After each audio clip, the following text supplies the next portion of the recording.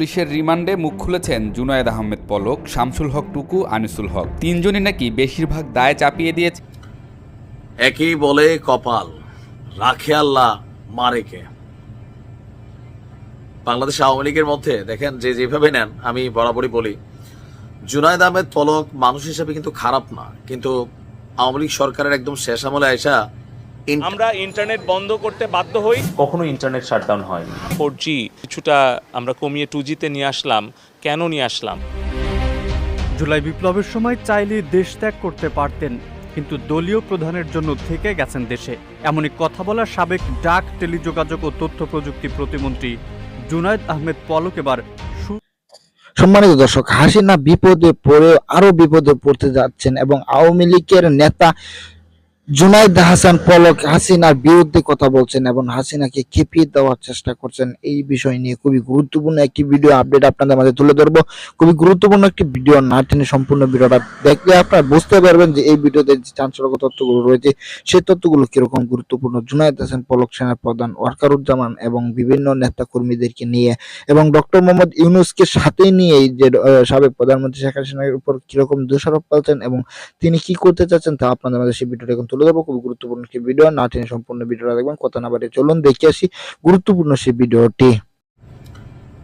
একই বলে কপাল, রাখে আল্লাহ মারে কে। বাংলাদেশ আওয়ামী লীগের মধ্যে দেখেন যেভাবে নেন, আমি বরাবরই বলি জুনায়েদ আহমেদ পলক মানুষ হিসেবে কিন্তু খারাপ না, কিন্তু আওয়ামী লীগ সরকারের একদম শেষ আমলে আইসা ইন্টারনেট ইস্যুতে, শাটডাউন ইস্যুতে বড় ধরনের ভিলেন হয়েছে। আর দুর্নীতি, অপকর্ম এগুলো এই দেশের রাজনীতিবিদরা সবাই করে, পলককে আর বাইরে। তবে রাজনৈতিক কিছু শিষ্টাচার আমি দেখেছি যেটা জুনায়েদ আহমেদ পলকের মধ্যে ছিল। অন্যান্য আওয়ামী লীগের নেতাদের তুলনায় তুলনামূলক ভদ্র হিসাবে তিনি ছিলেন। ইভেন জেলে যাওয়ার পর বিভিন্ন সময় বিভিন্ন বক্তব্য দিয়েছেন, কিন্তু একটা গায়েবী মদত বলেন, প্রশাসনের মদত বলেন, নিজের সিস্টেম বলেন, বাট এটা হয়ে গেছে। ভাবা যায় যে বঙ্গবন্ধুর সেই স্মৃতিবিজড়িত বাড়ি 32 ধানমন্ডি, এইটা ভাঙ্গা গুড়াই দিছে বুলডোজার দিয়া। আওয়ামী লীগের বহুত বড় বড় বাঘা বাঘা রাঘব বোয়াল প্রত্যেকের বাড়িঘর জ্বালায়া পোড়ায়া অস্থির করে দিছে, কিন্তু দিন শেষে পলকের বাড়ি এক ক্যারিসমাটিক ওয়েতে বাইচা গেছে। তবে আমি পুলিশকে ধন্যবাদ দিই, কারণে আমরা এই পুলিশে চাই, পুলিশ সার্ভ করবে রাষ্ট্রকে, জনগণকে।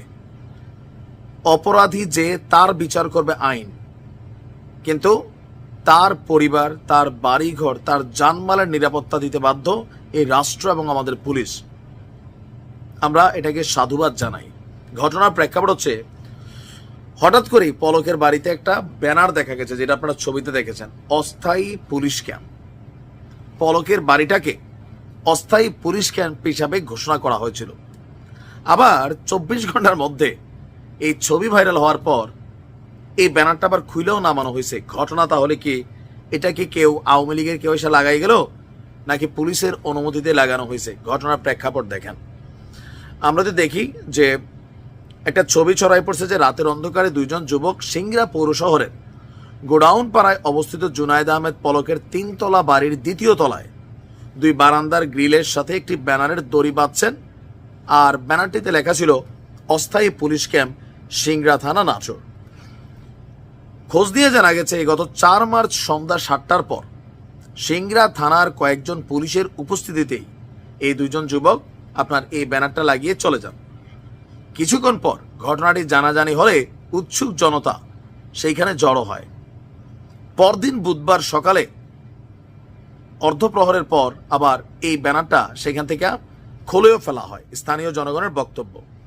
তো ওসি সাহেব বলছেন যে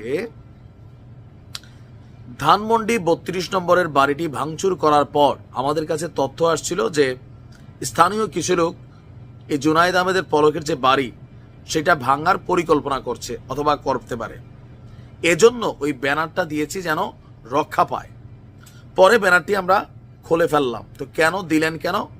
আমরা শুধুমাত্র জানান দিলাম বাংলাদেশ পুলিশ আছে, জনগণ হিসাবে মানুষের বাড়িঘর নিরাপত্তা এগুলো দেওয়ার জন্য। আর ডক্টর ইউনূসের নির্দেশনা কারোর বাড়িঘর যেন ভাঙা না হয়।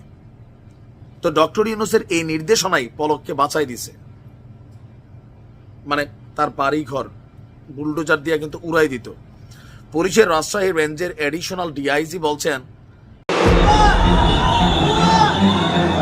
পুলিশের রিমান্ডে মুখ খুলেছেন জুনায়েদ আহমেদ পলক, শামসুল হক টুকু, আনিসুল হক। তিনজনই নাকি বেশিরভাগ দায় চাপিয়ে দিয়েছেন শেখ হাসিনার উপর। সূত্রমতে আনিসুল হককে জিজ্ঞাসাবাদের সময় হাসলেও রিমান্ডের সময় তার সেই হাসি ছিল না। অন্যদিকে পলক রিমান্ডে ক্রমাগত কান্নাকাটি করছেন বলে জানা গেছে। হাসিনা সরকারের পতনের পর গ্রেফতার হন 4 হেভিওয়েট নেতা: সালমান এফ রহমান, আনিসুল হক, শামসুল হক টুকু, জুনায়েদ আহমেদ পলক। রাজধানীর নিউ মার্কেট এবং পল্টন থানার পৃথক দুটি হত্যা মামলায় তাদের 10 দিনের রিমান্ড দেয় আদালত। রিমান্ডে কি বলেছেন আওয়ামী সুবিধাভোগী এই নেতারা? ডিবির রিমান্ডে তারা কি তথ্য দিচ্ছেন তা নিয়ে কৌতূহলের শেষ নেই। গোয়েন্দা সংস্থার একটি সূত্র থেকে জানা গেছে, রিমান্ডের শুরু থেকেই কান্নাকাটি করছেন সাবেক তথ্য ও প্রযুক্তি প্রতিমন্ত্রী জুনায়েদ আহমেদ পলক। সরকার পতনের আন্দোলন যখন তুঙ্গে, তখন দেশের ইন্টারনেট শাটডাউনের একক দায় স্বীকার করেননি পলক। সূত্র মতে তার ভাষ্য, প্রতিমন্ত্রী হলেও ইন্টারনেট শাটডাউনের সিদ্ধান্ত এককভাবে তিনি নেননি। রিমান্ডে তিনি নাকি তথ্য দিয়েছেন সাবেক সেনা কর্মকর্তা জিয়াউল আহসানের নির্দেশে ইন্টারনেট শাটডাউন করেছিলেন। এছাড়াও ইন্টারনেট বন্ধ করার বিষয়ে সাবেক প্রধানমন্ত্রী শেখ হাসিনারও সম্মতি ছিল। জানা গেছে, রিমান্ডে থাকা 4 ভিআইপি আসামির মধ্যে সবচেয়ে বেশি ভেঙে পড়েছেন পলক। তার কান্না নাকি থামছেই না। এত দ্রুত সরকারের পতন হবে এটা নাকি তিনি কল্পনাও করতে পারেননি। যদিও সরকার পতনের একদিন আগেই তিনি তার স্ত্রী সন্তানকে বিদেশে পাঠিয়ে দিয়েছেন বলেও স্বীকার করেছেন বলে জানা গেছে। ওই দিন চাইলে তিনিও বিদেশে চলে যেতে পারতেন, তবে শেখ হাসিনার সাথে বেইমানি করবেন না বলে বিদেশে পালিয়ে যাননি। এদিকে গ্রেফতার আর জিজ্ঞাসাবাদে সাবেক আইনমন্ত্রী আনিসুল হক কেবলই হেসেছেন বলে চাউর হয়। তবে একটি সূত্র থেকে জানা যায়, আমরা ইন্টারনেট বন্ধ করতে বাধ্য হই। কখনো ইন্টারনেট শাটডাউন হয়নি। 4G কিছুটা আমরা কমিয়ে 2Gতে নিয়ে আসলাম। কেন নিয়ে আসলাম? জুলাই বিপ্লবের সময় চাইলে দেশ ত্যাগ করতে পারতেন, কিন্তু দলীয় প্রধানের জন্য থেকে গেছেন দেশে। এমনই কথা বলা সাবেক ডাক, টেলিযোগাযোগ ও তথ্য প্রযুক্তি প্রতিমন্ত্রী জুনায়েদ আহমেদ পলক এবার সুর পাল্টে বলছেন ভিন্ন কথা। যার জন্য দেশে থেকে গেছেন সেই শেখ হাসিনার সর্বোচ্চ শাস্তি চান বলে একের পর এক সাক্ষী দিয়ে যাচ্ছেন পলক। কোটা বিরোধী থেকে শুরু হওয়া আন্দোলন সময় গড়িয়ে রূপ নেয় সরকার পতনের আন্দোলনে। অবশেষে গণঅভ্যুত্থানের মুখে পতন হয় সরকারের। শেখ হাসিনা ক্ষমতাচ্যুত হয়ে পালিয়ে ভারতে যেতে সক্ষম হলেও অনেকে দেশ ত্যাগে ব্যর্থ হন। পালাতে ব্যর্থ আওয়ামী লীগ নেতারা আইন শৃঙ্খলা বাহিনীর হাতে গ্রেফতার হয়ে বর্তমানে করছেন কারাবাস। বিচারাধীন থাকা এসব নেতারা বিগত স্বৈরাচারী সরকারের আমলের সবচেয়ে ক্ষমতাধর ছিলেন। এসব নেতাদের মধ্যে অন্যতম সাবেক ডাক, টেলিযোগাযোগ ও তথ্য প্রযুক্তি প্রতিমন্ত্রী জুনায়েদ আহমেদ পলক। আন্দোলন চলাকালীন সময়ে ইন্টারনেট বন্ধ করে আলোচনায় আসেন তিনি। জানা যায়, আন্দোলন দমাতে ইন্টারনেট বন্ধ করে দিয়েছিলেন।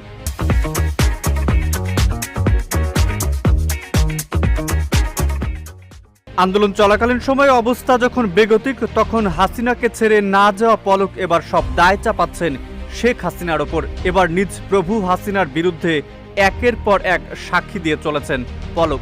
আদালতে দাঁড়িয়ে এবার ইন্টারনেট কাণ্ডের গোমর ফাঁস করলেন সাবেক এই প্রতিমন্ত্রী। এবার কাঠগড়ায় দাঁড়িয়ে দায় চাপালেন শেখ হাসিনার ওপর।